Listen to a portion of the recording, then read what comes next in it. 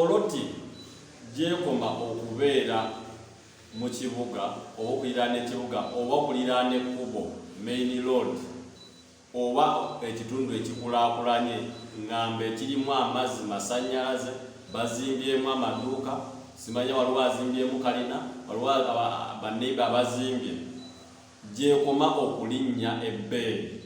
So gwe ali wano ayina miliyoni 5 miliyoni 6 miliyoni 7 awo tosuubirawo ebeera chance tosuubirangawo okufuna ploti yezo sente kuba ebeera ku wantu waba walinnye value.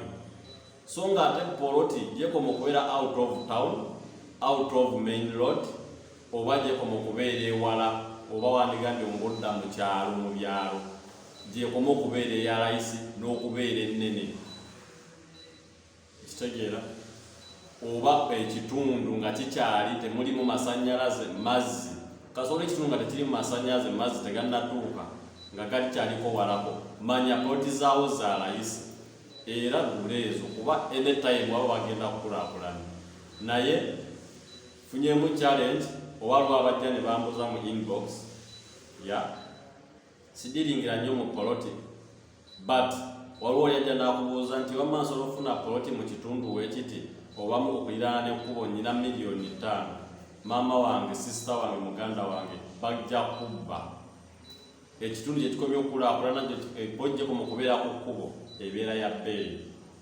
Okay, so ekyo kijje ku nze buli ekitundu ekikulaakulana oba buli poloti ebeera eriraanye ekkubo ebeera ya bbeeyi eriraanye ekibuga eri mu kibuga eba erinnye akatale oba eba eri wagguluko mu price.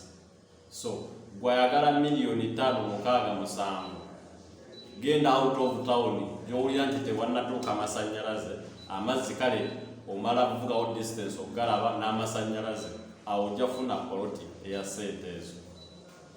Okay, ne size. So ke kalowoozo ka leero.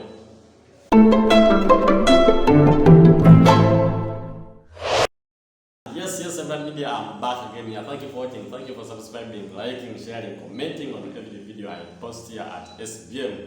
Yes, mugamba kimuje bale kola mugamba tikansube muri bulungi mweyagala mbebaza abekumide ku SBM abapya ngamba basazeho okunfollowinga abakajoyinira ku SBM nebazaho bonna bapeza aba appreciating mu inbox olina akubuuza kulega webale nnyo ya olina atwala obudde bwe na recordinga nebaza ne bakirayant abampa emirimu abampa projects zaabwe mbebaza bane mukola kyamaanyi nnyo okwesiga omuntu gobadde tolabangako gobadde tokwataganako naye n'omwesiga n'omuwa project mbebaza okuva mu nsi ez'enjawulo so abali mu nsi ez'enjawulo kyentegeeza. So leero ntambudde naki? Leero ntambudde ne phase gyewandiise eyokusatu oba gyewandiise ebbiri esembayo gyetugenda okugendako ku free double self-contained rooms. Phase esooka video kweri n'eyokubiri, that is foundation to roofing stage, then netudda ku roofing stage yennyini, then katudda ku fitting tugenda tekamu madinisa tutekemu amadinisa tuplastaringe tutekemu ne ceiling. Okay, tuwerekamu ceiling madinisa plastaringe, that is plastering omuli ne finishing.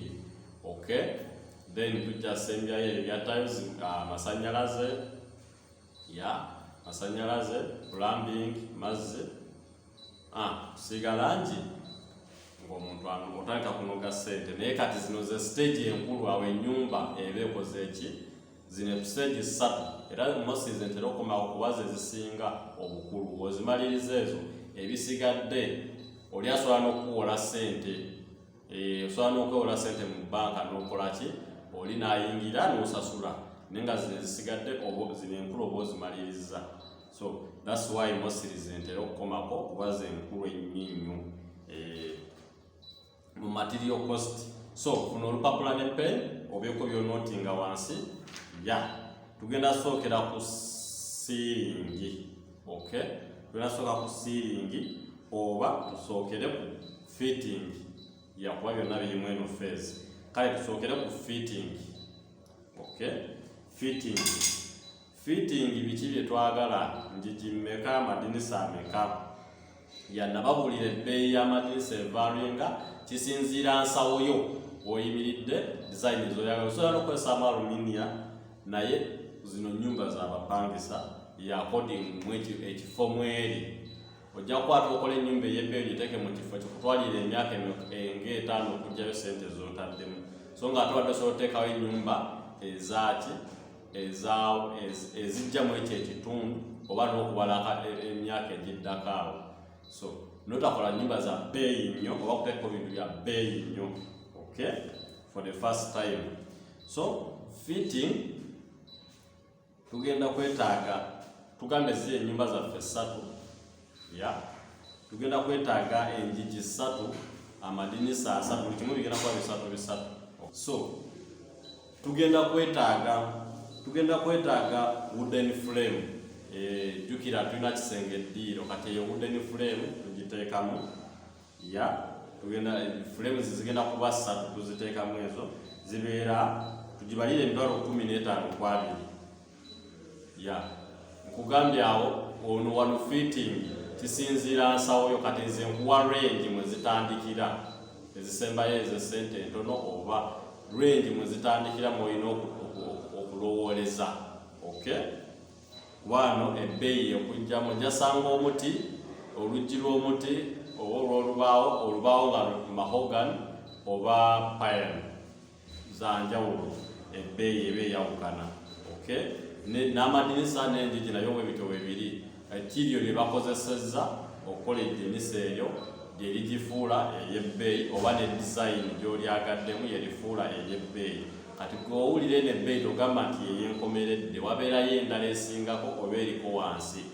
Okay, according ku nnyumba yo gy'oba ogenda okukola ki, okuzimba, gy'oba ogenda okuteekamu oba okufiitinga.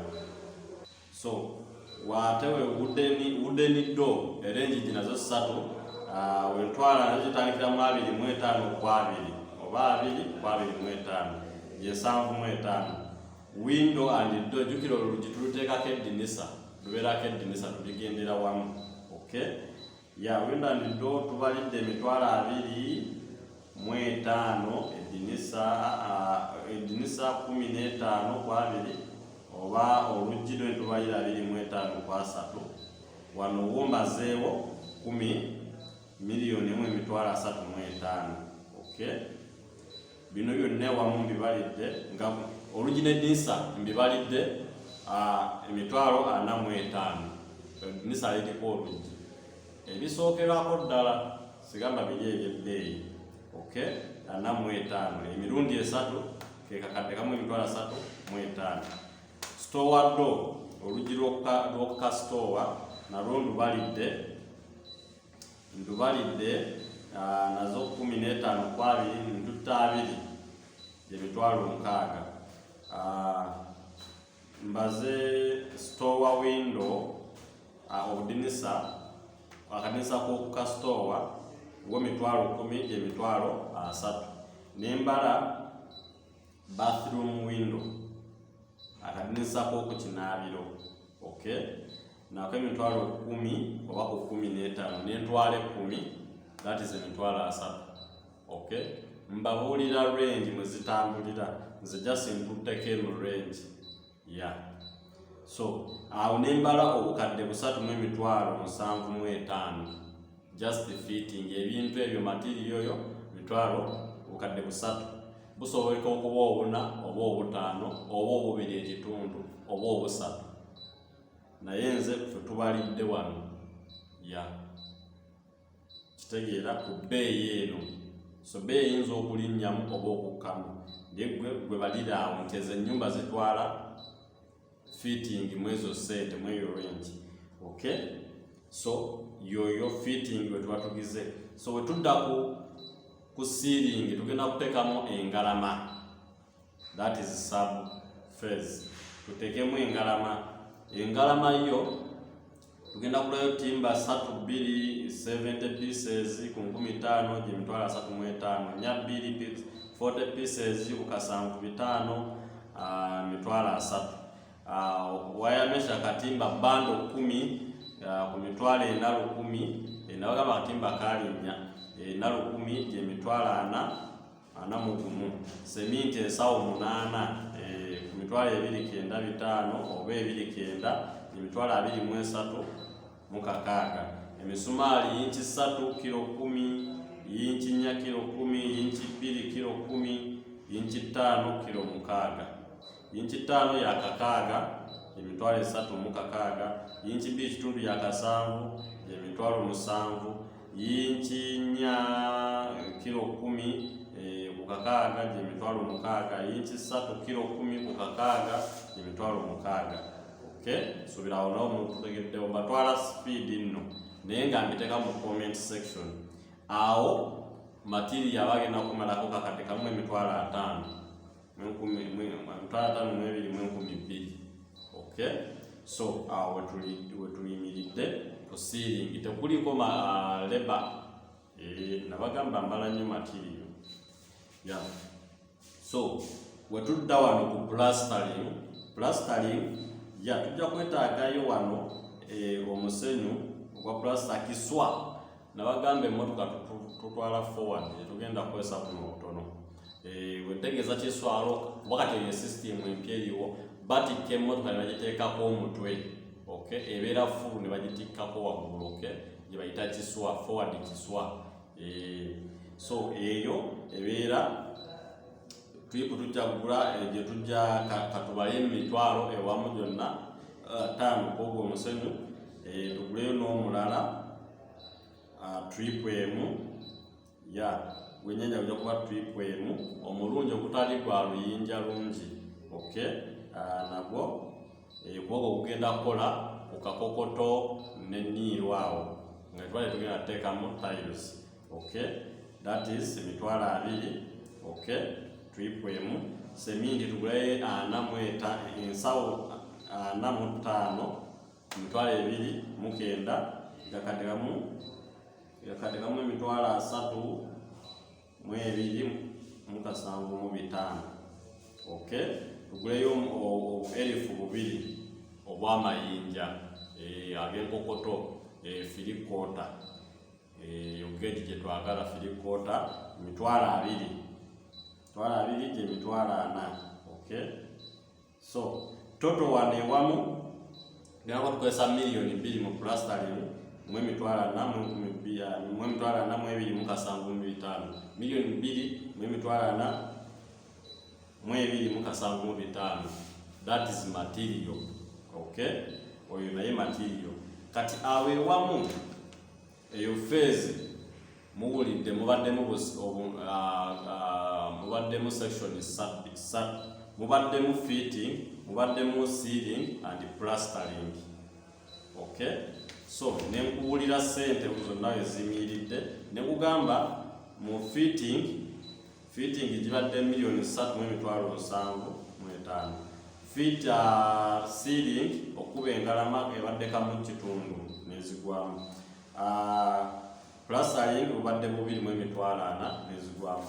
Kati awe wamu wogatte yo phase eyo wogigatta n'ogatta n'eyokubiri n'eri yasooka zonna ewamu tuba tuyingidde million 23.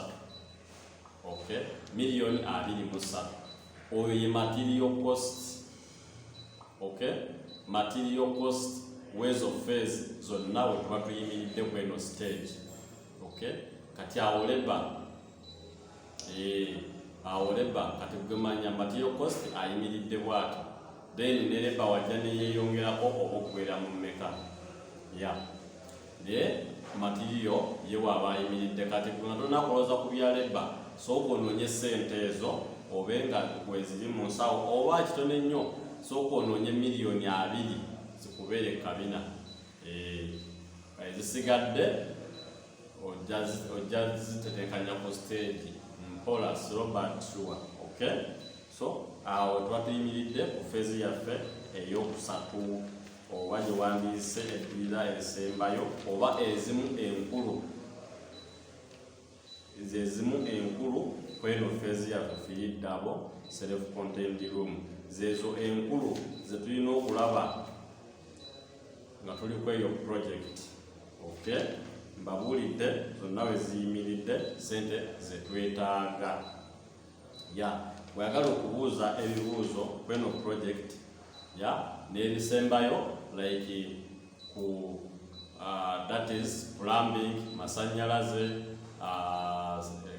painting, ebibulayo n'erijjukira kuliko toyi, kuliko septic tank, kuliko etoyi olinaotako septic tank nene eya toyi sokola ey'amazzi like gebajja okukozesa, osobola n'okukola eya toyi zino zebagenda biri ebiyigo byebagenda okukozesa. Okay, so nayo birina system eyo nayo, ezo nazo sente ziri awo. Okay, ezo nyumba mosi zibeerako n'ekikomera, so kati manya sente zikyakola ki, zikyeyongera mu maaso ogenda okuba ng'oteekamu. Naye nga roughly nze njagala nnyo tutambula ku kigambo material cost, mba mmaze okubuulira w'oyimiridde mu material weetaaga, sente zoweetaaga, kuba by'ebintu bye basinga okubabbiramu oba okubbiramu. Naddala gwe atabeerawo nga tolina ky'omanyi, so mba ngezezaako okukubira ekifaananyi osobole okutegeera w'ogwa. Gwe nayagala ebisingawo ku vidiyo eno ojja ku inboxinga ku namba yange ya WhatsApp eryo SBM ebeerako osobole okuddamu. Naye nayagala okutandikira project yonna ey'okuzimba, you can in touch with me nenkolera. Ekirungi channel yange kweri bwemba nkoledde bubi ojjamu okomentinga n'ogamba omuntu ono yankolera bubi oba project yange mwagikola bubi.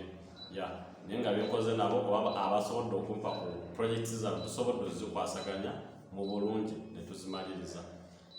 Sigadde nga Sembulali Media. I see you next time. I sign out.